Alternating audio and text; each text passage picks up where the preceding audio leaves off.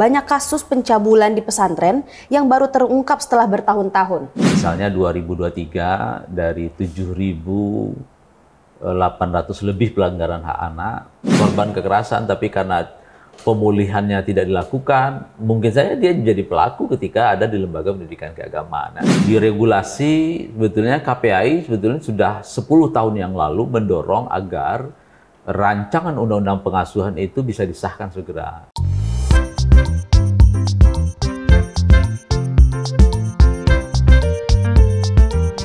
Mungkin sebelum kita mulai nih bincang-bincangnya, Bapak boleh memperkenalkan diri dulu.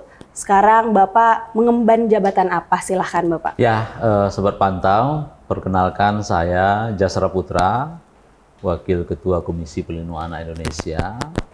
Saya pengampu bidang kesehatan dan kesejahteraan yang juga pengampu di divisi atau subkomisi kemitraan ya. Oke.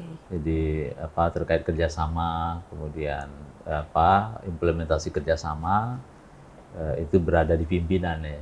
Kebetulan ada di pimpinan, ada ketua, ada wakil ketua. Oke. Nah Pak Jasra, sekarang kami dan tim itu ada tujuan sebenarnya untuk datang ke sini. Kita akan membahas tentang maraknya kasus pencabulan anak di bawah umur yang spesifiknya sekarang ada di level sekolah menengah pertama dan di lembaga-lembaga pendidikan yang khusus agama. Menurut kacamata KPAI, kasus ini gimana sih Pak? Komisi Pelindungan Anak Indonesia sebetulnya melihat bahwa kasus kekerasan anak ya, baik fisik, psikis, dan seksual di data KPAI ini memang di aduan kita adalah nomor 2 ya. Oke. Misalnya 2023 dari 7.800 lebih pelanggaran hak anak, satu ada isu yang terbesar adalah isu terkait pengasuhan dan keluarga dan pengasuhan alternatif maksud saya. Di antaranya akibat perceraian, kemudian perebutan hak asuh, kemudian termasuk juga terjadi misalnya penelantaran terhadap anak. Nah, kemudian kasus yang kedua adalah kekerasan, ya, baik fisik, psikis, dan seksual. Dan data yang terlaporkan ini termasuk juga di sepanjang 2024 ini sebetulnya hampir sama kasusnya. Ini hanya data yang sebagian kecil yang terlaporkan. Ya. Kita mengistilahkan seperti fenomena gunung es. Gitu, ya. Jadi data ini cukup besar ya, dan termasuk juga rilis oleh kementerian dan lembaga, baik itu Kementerian Agama, kemudian Kementerian Pendidikan ya. Kementerian Pendidikan misalnya Menteri Pendidikan pernah menyampaikan yang lama ya terkait 3 dosa pendidikan ya, ada kekerasan seksual, intoleransi, kemudian perundungan gitu ya. Nah, jadi kita melihat anak-anak kita tidak baik-baik saja hari ini ya. Pasti. Dan oleh sebab itu ini penting termasuk juga pemerintahan baru Bapak Prabowo dan kabinetnya agar RPJMN kita 2025-2029 ini bisa berjalan secara baik. Ya tentu harus memastikan bagaimana pembangunan SDM ya yang menjadi prioritas presiden gitu ya, dan termasuk juga soal ekonomi. Ini bisa berjalan apabila lingkungan pendidikan itu memang lingkungan pendidikan yang aman, nyaman gitu ya. Kemudian terhindar dari kekerasan dan diskriminasi. Dan saya kira capaian-capaian presiden yang lama ya sudah cukup banyak ya. Tapi nampaknya butuh upaya keras kita untuk melihat bahwa data ini sangat besar, dan bahkan Presiden Jokowi pernah menyampaikan terkait darurat kekerasan terhadap anak yang melalui lahirnya Undang-Undang 17 tahun 2016 ya, revisi kedua Undang-Undang Pelindungan Anak. Saya kira itu sudah dinyatakan, dan KPAI juga sama, namun tantangan kita adalah bagaimana memitigasi, mencegah gitu ya, sehingga tidak berjatuhan korban gitu ya, apalagi kalau kita lihat anak-anak kasus di lembaga dan termasuk juga lembaga pendidikan keagamaan, biasanya itu korbannya cukup banyak ya, bisa puluhan dan ratusan gitu ya, dan ini kita lihat karena memang ada relasi kuasa gitu ya, ada pembujuk rayu, kemudian mengancam gitu ya, Dan bahkan korban baru speak up setelah tamat dari lembaga pendidikan keagamaan itu. Yang saya kira ini tentu bertentangan dengan tujuan dari pendidikan itu. Saya percaya, saya juga alumni pondok pesantren ya. Ya bahwa pesantren kita atau pendidikan keagamaan lain sebetulnya tujuannya sangat mulia sekali. Memberikan pendidikan karakter, nilai-nilai keagamaan gitu ya. Namun yang jadi catatan kita tidak boleh ada misalnya kalau ada oknum yang melakukan pelanggaran terhadap hak anak, apalagi melakukan kekerasan, ya tentu kita berharap nilai-nilai keagamaan yang baik itu harus sepakat ya untuk mengatakanlah untuk menangani kalau memang itu terkait proses hukum ya diproses secara hukum. Gitu. Oke, Pak, sebelum kita lanjut ini sebenarnya secara skop awam saya nih sebagai karyawan biasa nih, skop lingkungannya, job desk-nya atau tupoksinya itu sebenarnya sejauh mana sih Pak untuk menangani kasus-kasus apalagi pencabulan anak? Skop area kerja kita Indonesia. Oke. Ya, kemudian kita miliki 9 orang komisioner yang dipilih per 5 tahun ya. Kebetulan saya udah prodi kedua, saya 2017, 2022, 2022 nanti berakhir 2027 dan bolehnya hanya 2 periode di undang-undangnya seperti itu ya. Nah, mandat KPAI ini sebetulnya bagaimana meningkatkan efektivitas pengawasan terkait pemenuhan hak anak. Dan pemenuhan hak anak itu misalnya bicara soal klaster 1 ya, ada hak sipil dan kebebasan dan memastikan bagaimana setiap anak tidak ada yang tidak terregister ya, tidak memiliki akte lahir. Dan ini penting ya, pengakuan negara terkait kewarganegaraannya gitu ya. Nah, tentu KPAI melihat dari sisi sistemnya, regulasinya seperti apa, programnya sudahkah bisa menjemput anak-anak yang jauh di sana, ya, anak-anak tertinggal, terluar, dan terpencil gitu ya, dan termasuk juga anak-anak suku pedalaman gitu ya.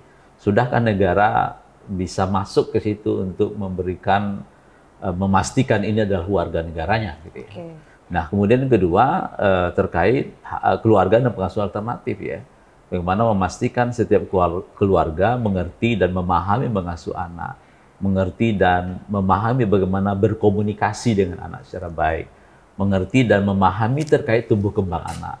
Karena dalam Undang-Undang Perlindungan Anak itu dinyatakan bahwa keluarga memiliki tanggung jawab, berkewajiban mengasuh, mendidik, memberikan pendidikan karakter, melindungi, dan termasuk juga mencegah terjadinya pernikahan usia anak.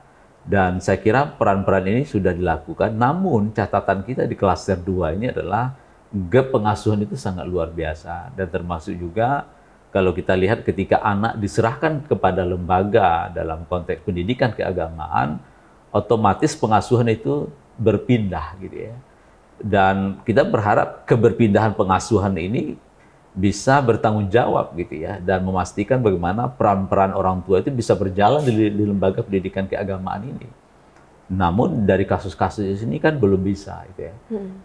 Masih jauh ya dari harapan yang sesungguhnya. Nah, klaster 3 adalah kesehatan dan kesejahteraan ya, memastikan setiap anak memperoleh derajat kesehatan yang setinggi-tingginya sebagaimana mandat Undang-Undang Kesehatan Undang-Undang 17 tahun 2023.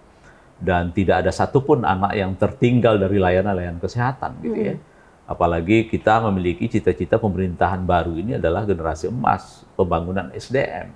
Tentu dipastikan bagaimana gizinya tidak stunting dan seterusnya gitu ya. Dan juga di isu kesehatan ini bagaimana anak-anak kita tidak digerogoti oleh industri candu gitu. Misalnya narkoba, kemudian rokok gitu ya, judi online gitu ya, kemudian termasuk pornografi gitu ya. Ini harus dipastikan dan memastikan hak kesehatan anak ini setinggi-tinggi. Nah, klaster 4 adalah pendidikan. Nah, di pendidikan ini saya kira sangat beragam di Indonesia. Ada pendidikan keagamaan, boarding gitu ya, kemudian pendidikan umum. Tentu semua ini adalah upaya pemenuhan ya. Dan termasuk juga waktu luang anak, budaya anak, bagaimana setiap anak mengerti dengan budayanya, budaya lokalnya yang menjadi kekayaannya sangat luar biasa gitu ya. Kemudian keagamaannya juga ya, bagaimana memastikan setiap anak menjalankan agama sesuai dengan keyakinannya gitu ya.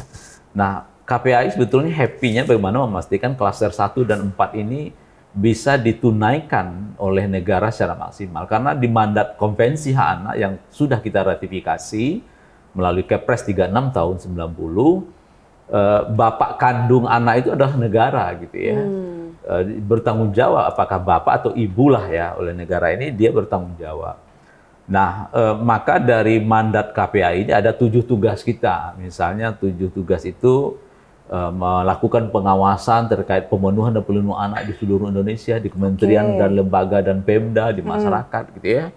Kemudian tugas yang kedua adalah menerima aduan terkait pelanggaran hak anak. Itu bisa berasal dari mana saja ya Pak? Iya, kita ada sekitar 15 kasus per hari ya, menerima pelanggaran hak anak dari klaster 1 sampai klaster 5 gitu ya.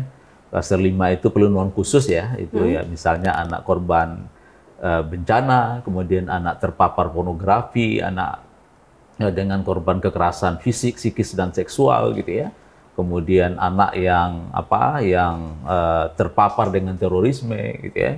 Kemudian anak dengan disabilitas dan seterusnya gitu ya. Nah, tugas lain adalah melakukan kajian ya, telaah terkait isu-isu pelindungan anak ya. KPAI juga memberikan rekomendasi bagaimana memastikan efektivitas penyelenggara pelindungan anak ini bisa berjalan secara maksimal, baik di tingkat nasional, pemerintah provinsi, kabupaten, kota, dan termasuk juga lembaga-lembaga masyarakat gitu ya.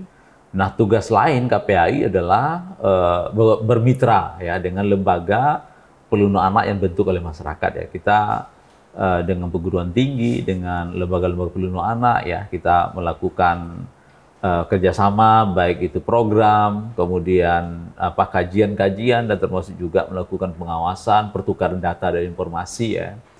Nah, tugas lain juga KPAI adalah melakukan mediasi.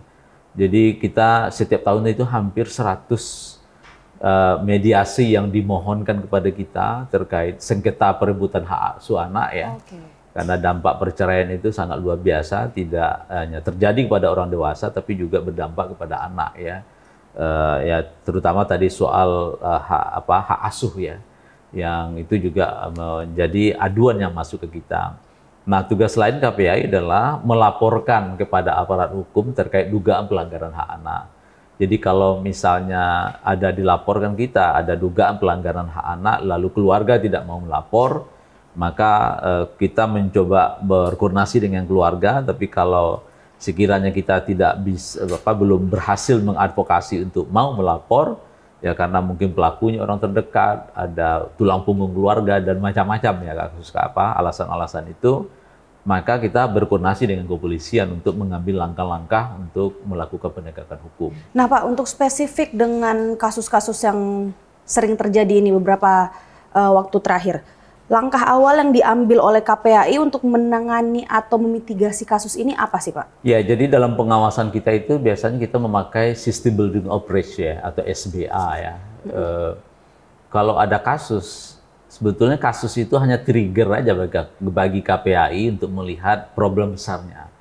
Bagi kita satu kasus itu sangat besar, apalagi kasus hari ini hampir setiap saat diberitakan oleh teman-teman media gitu ya, dan korbannya sangat luar biasa, apalagi itu terjadi di lembaga pendidikan keagamaan gitu ya.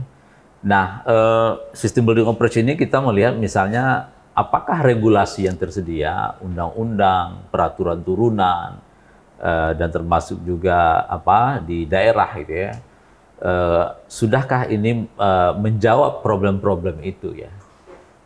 Karena misalnya kita terkait anak korban kekerasan fisik, psikis, dan seksual itu sebetulnya kita misalnya sudah memiliki roadmap ya terkait bagaimana menurunkan angka kekerasan gitu ya. Dan banyak kementerian dan lembaga dan Pemda berkontribusi di sana gitu ya. Tapi lagi-lagi di upaya pencegahan dan mitigasi ini kan kita belum berhasil gitu ya. Di regulasi sebetulnya KPAI sebetulnya sudah 10 tahun yang lalu mendorong agar rancangan undang-undang pengasuhan itu bisa disahkan segera. Karena tadi ya perpindahan pengasuhan anak itu kan sangat cepat dan sangat dinamis sekali. Berbagai macam alasan ya, misalnya karena pendidikan, maka anak dititipkan di lembaga pendidikan keagamaan gitu ya. Nah, kita berharap lembaga pendidikan keagamaan ini memiliki peran yang sangat besar untuk memastikan dan menjaga agar tumbuh kembang anak ini kan bisa berjalan dengan baik gitu ya. Agar setiap anak bagaimana memastikan tidak memperoleh kekerasan di lembaga pendidikan keagamaan itu. Betul. Nah, ini regulasi ini sudah ada, misalnya di Kemendikbud ada Permendikbud 46 tahun 2023 terkait pencegahan dan penanganan kekerasan di satuan pendidikan. Di Kemenang itu ada peraturan Menteri Agama ya terkait penanganan kekerasan seksual ya di pendidikan keagamaan gitu ya. Sudah ada spesifik ya? Sudah ada spesifik gitu ya. Dan terakhir ada Perdirjen terkait bagaimana isu pengasuhan di lembaga pendidikan keagamaan gitu ya. Walaupun di pendidikan keagamaan di Kemenang ini agak terlambat ya dibandingkan dengan Kemendikbud ya yang begitu progresif, dan bahkan hari ini Kemendikbud itu sudah menurunkan dalam bentuk SOP, kemudian ada task force ya yang terus mengevaluasi ya bahwa kekerasan ini adalah bagian yang tidak boleh dibiarkan, apalagi menganggap ini adalah hal-hal yang biasa saja gitu ya. Nah, maka kita berharap regulasi yang tersedia ini semakin efektif ya. Tentu posisi KPAI terus memberikan evaluasi, memberikan masukan kebijakan gitu ya, agar regulasi yang ada ini bisa hadir untuk anak-anak kita setiap saat. Nah, di sistem building operation ini juga kita lihat dari sisi program ya. Seperti apa sih program upaya pencegahan dan mitigasi itu gitu ya. Nah, kita melihat sosialisasi, edukasi ya sebagian sudah berjalan ya. Namun banyak juga ya guru-guru kita misalnya tidak memahami regulasi-regulasi yang terus berkembang. Dan bahkan di dalam regulasi itu apabila guru atau orang terdekat menjadi pelaku itu ada pemberatan sepertiga dari hukuman asalnya gitu. Nah, kadang-kadang kita melihat ini adalah ancaman bagi profesi guru, padahal ini sudah ada regulasinya. Saya kira kalau itu dipahami secara baik, maka saya yakin ya situasi-situasi itu tidak terjadi. Tapi kalau tidak dipahami, kemudian kompetensi gurunya tidak ditingkatkan, ya maka konflik ini kan terus terjadi dan bahkan menjadi pelaku gitu ya. Nah, jadi kita lihat program-program ini ya, di tingkat nasional sebetulnya sudah banyak kebijakan-kebijakan program, namun ketika sampai ke daerah, sampai ke lembaga, nah ini butuh upaya kita bersama untuk mengawal gitu ya, agar gerakan secara nasional ini juga dilakukan oleh daerah. Nah, apalagi hari ini kan ada pilkada ya di seluruh provinsi dan kabupaten kota, tentu melalui sahabat pantau kita menitipkan ya kepada calon-calon kepala daerah untuk melihat isu perlindungan anak ini adalah isu utama ya, karena presiden sekarang melihat pembangunan SDM ya, penguatan SDM ini penting ya, tentu harus berkorelasi dengan siapapun yang terpilih kepala daerah baik provinsi maupun kabupaten kota untuk melihat isu prioritas ini terkait generasi emas kita gitu ya. Nah, jadi KPAI melihat itu jadi dari sisi program dan anggaran ya juga tentu penting ya, karena kalau anggaran di pemenuhan hak anak saya kira sangat luar biasa ya, pendidikan sudah ratusan triliun gitu ya, Dukcapil juga seperti itu, pembangunan keluarga, kemudian termasuk juga kesehatan gitu ya. Tapi di isu yang klaster 5 di pelindungan khusus anak ini butuh perhatian besar kita gitu ya. Karena di klaster 5 ini sudah korban. Nah, jangan sampai anak-anak ini korban, kemudian korban selanjutnya karena rehabnya tidak tuntas.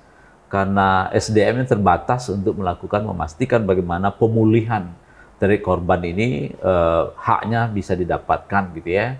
Dan pemulihan itu ya bisa panjang ya, tentu tergantung ya seperti apa kasus dan termasuk juga seperti anaknya daya tahannya dan seterusnya gitu ya.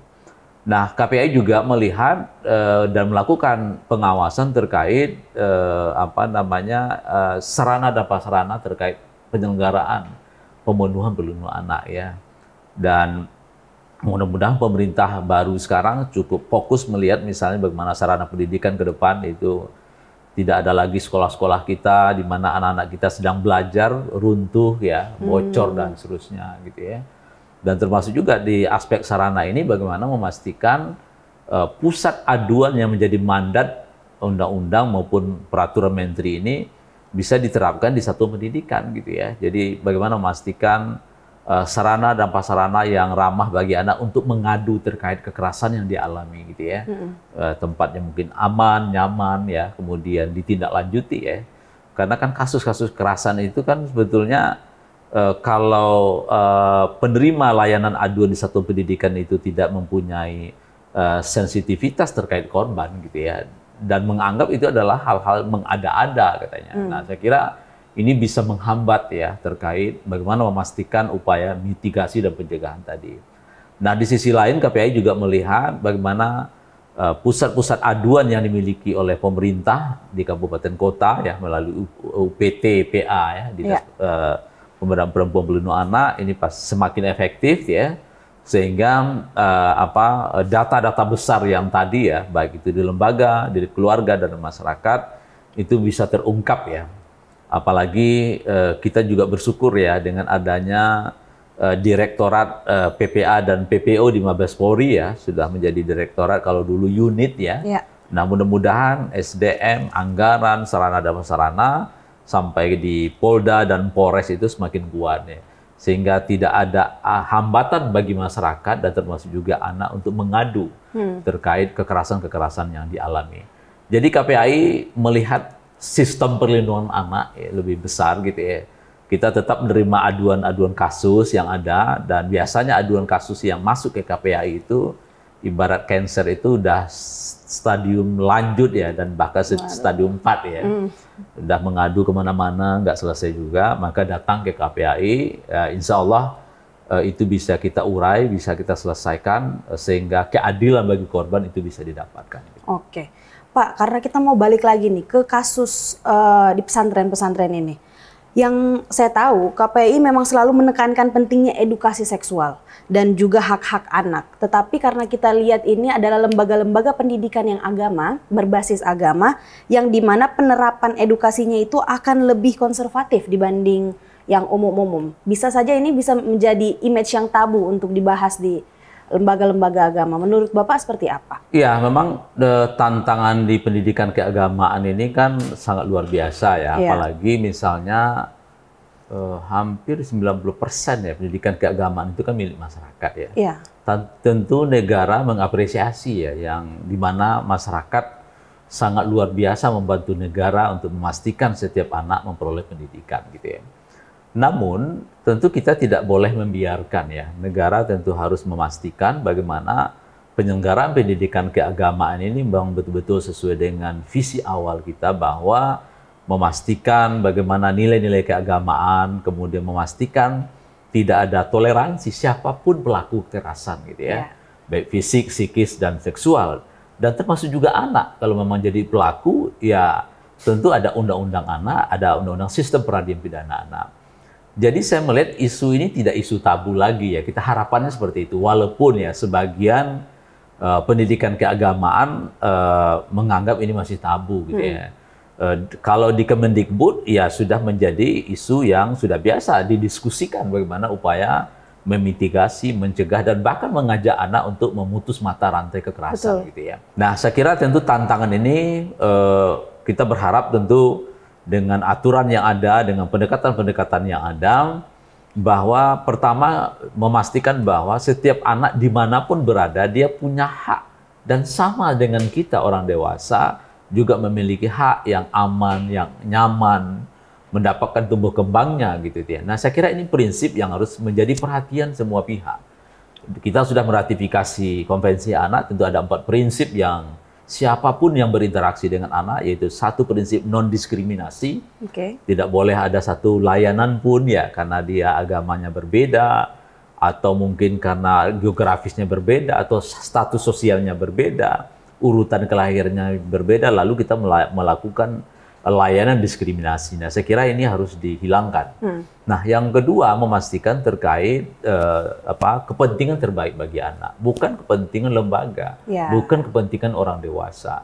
Nah, ketika kita membicarakan kepentingan terbaik bagi anak, tentu poin berikutnya bagaimana membangun partisipasi anak, bagaimana menghormati pendapat anak, bagaimana menghargai hak-hak anak, dan bagaimana memastikan misalnya prinsip lain terkait hak hidupnya gitu ya, tumbuh kembangnya gitu ya. Nah, saya kira prinsip-prinsip ini harus menjadi pedoman, dan termasuk juga lembaga pendidikan keagamaan. Nah, KPAI terus berkoordinasi dengan Kementerian Agama dan kementerian lain yang terkait agar misalnya bagaimana regulasi ini diturunkan dalam bentuk operasional, misalnya harus ada safe child guarding gitu ya, ada pedoman yang terus mengingatkan anak ya, dan termasuk juga pengasuh yang ada di lembaga pendidikan keagamaan gitu ya, terkait kalau ada potensi kekerasan harus melapor kemana, kemudian pusat aduannya seperti apa gitu ya, kemudian kerahasiaan dan seterusnya gitu ya.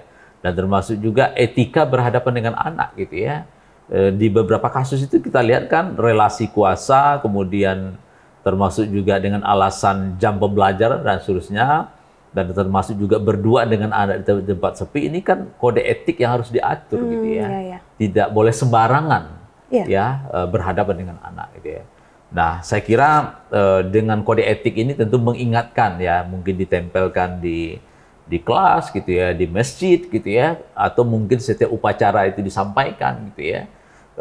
Karena ini penting ya, sama halnya ketika kita naik pesawat gitu ya. Selalu diingatkan ya Pak? Ya tetap kalau duduk pakai seat belt gitu ya. Kemudian kalau ada guncangan diingatkan. Saya kira begitu ya. Di lembaga pendidikan baik agama maupun umum harus menyampaikan itu. Tapi gitu kembali lagi Pak, kalau misalnya ada perilaku resisten nih dari pihak lembaganya, apakah memang ada peran khusus di situ buat KPAI untuk menanggulangi ini? Ya tentu kalau kita KPAI tahu ya tentu harus diproses ya secara hukum gitu ya. Ini kan kita bercita mitigasi dan pencegahan gitu ya. Karena jangan sampai korban dulu gitu ya, baru kita berteriak gitu ya, kita menyayangkan dan seterusnya. Nah, saya kira mitigasinya seperti itu gitu ya.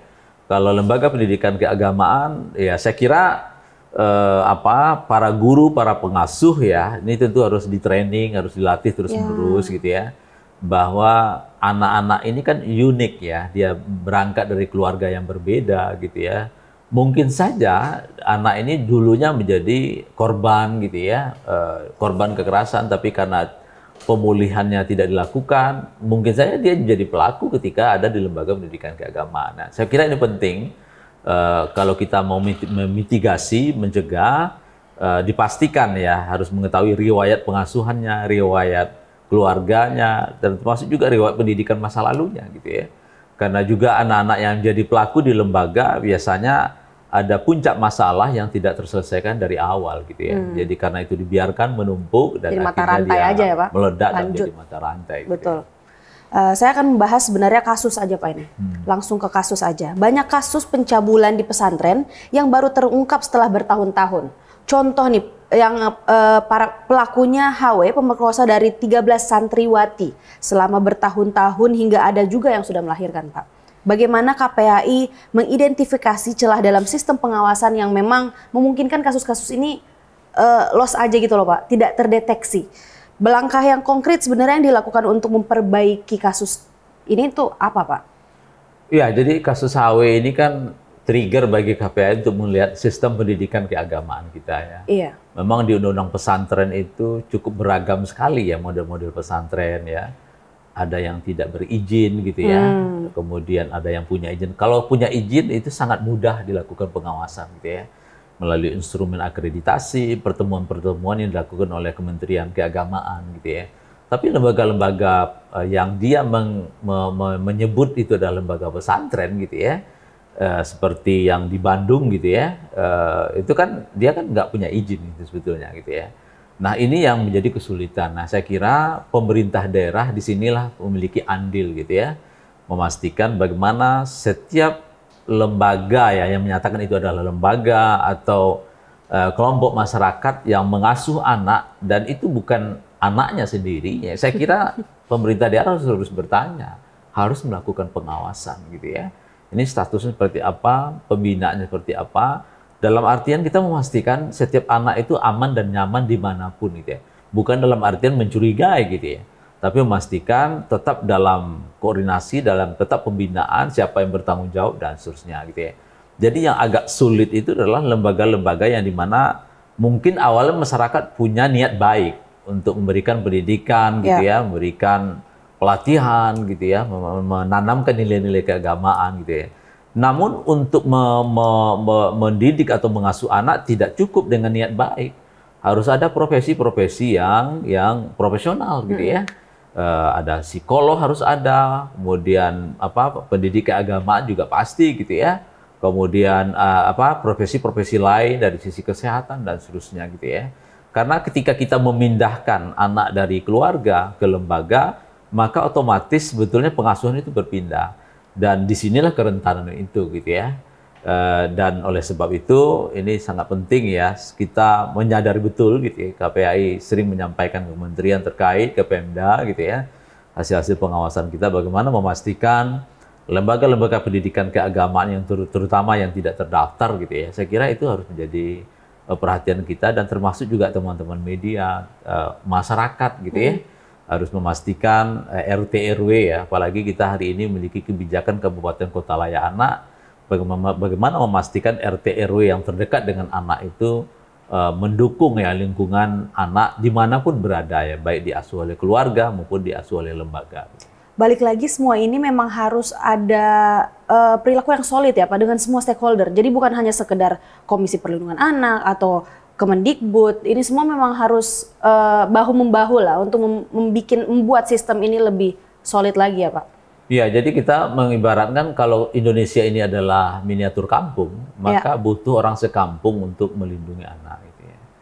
Jadi sinergi, kolaborasi, pemerintah daerah, pemerintah pusat, teman-teman media, dunia usaha, lembaga-lembaga pelindungan anak, gitu ya, itu harus memiliki peran yang tentu sesuai dengan tugas masing-masing. Gitu ya. Tapi apapun yang dilakukan, sekecil apapun yang dilakukan untuk anak sangat penting gitu ya. Untuk tumbuh kembangnya, menjaga, memastikan terhindar dari kekerasan dan diskriminasi gitu ya. Jangan sampai kita selama ini seperti pemadam kebakaran gitu ya. Ada kasus kita terkejut ya, ada kasus kita berteriak, semua stakeholder datang, tapi kita tidak belajar dari kasus itu. Dan bahkan terjadi tidak begitu lama di tempat lain gitu ya. Nah, jadi bagi KPAI satu kasus cukup besar gitu ya. Dan oleh sebab itu upaya pencegahan dan mitigasi penting gitu ya. Dan mitigasi dan pencegahan itu pertama bagaimana memastikan lingkungan keluarga mendukung, keluarga memahami dan mengerti bagaimana mengasuh anak. Dan saya kira upaya-upaya ini sudah dilakukan misalnya ketika keluarga baru ada bimbingan perkawinan dan seterusnya gitu ya. Tapi nampaknya tidak cukup gitu ya. Karena kalau kita lihat ketika keluarga tidak siap untuk menjadi keluarga atau mengasuh anak gitu ya, saya kira disinilah kerentanan yang harus kita tutupi gitu ya. Bagaimana memastikan ya, mendampingi ya. Maka di setiap kabupaten kota itu sudah ada namanya pusat pendidikan keluarga atau puspaga.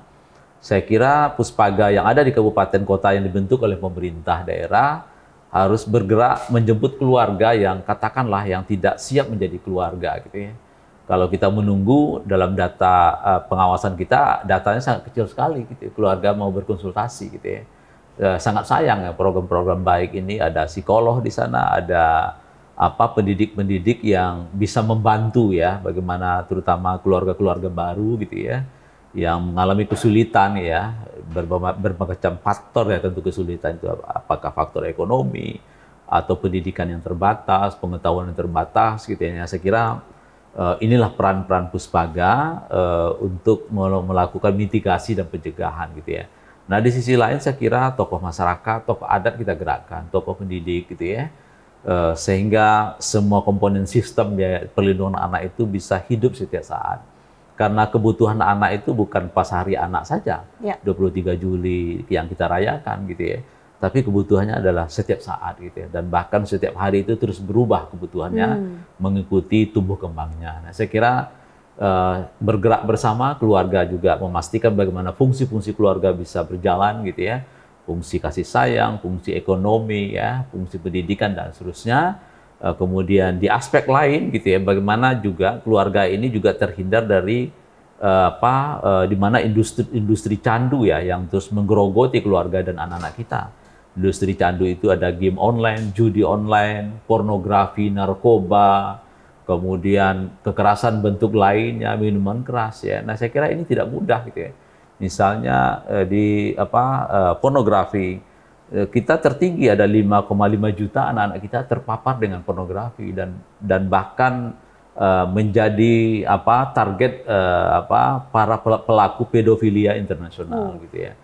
Nah, hari ini anak-anak kita dari 84,3 juta menurut Asosiasi Pengguna Jasa Internet, 30 jutanya sudah berada di media sosial. Nah, bagaimana pengasuhan era digital ya, yang saya kira tadi yang konvensional belum selesai, ini ada era digital yang saya kira tantangannya tidak mudah.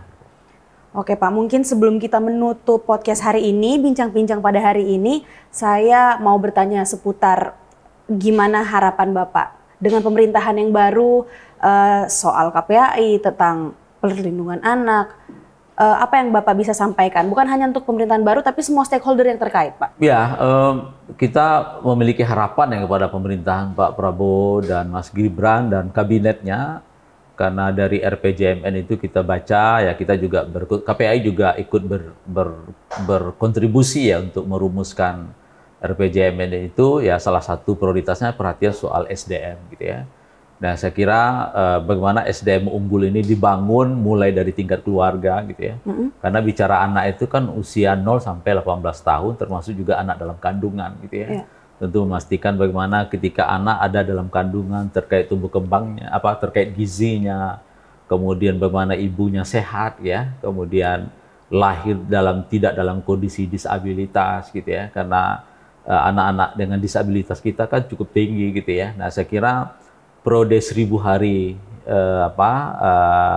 kelahiran ya, harapan hidup gitu ya, ini bagaimana diintervensi gitu ya, 0 sampai 2 tahun gitu ya.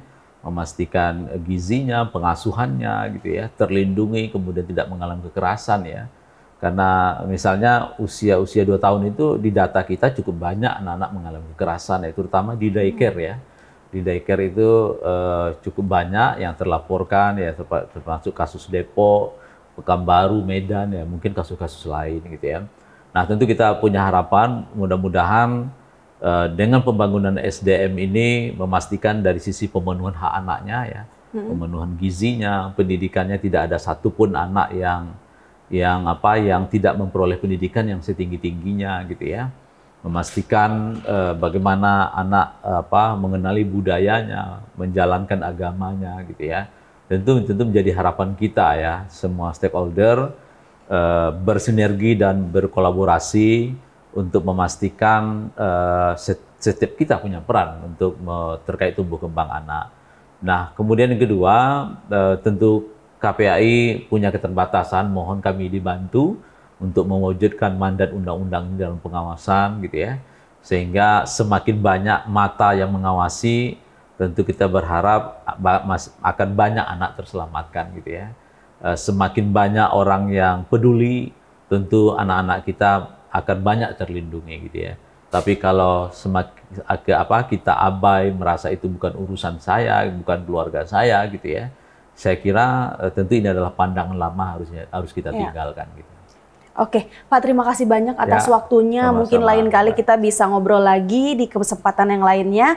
Terima kasih Sobat Pantau yang tetap tune in di sini, dan sampai jumpa di episode selanjutnya. Semoga semuanya bisa menjadi bermanfaat. Sampai jumpa.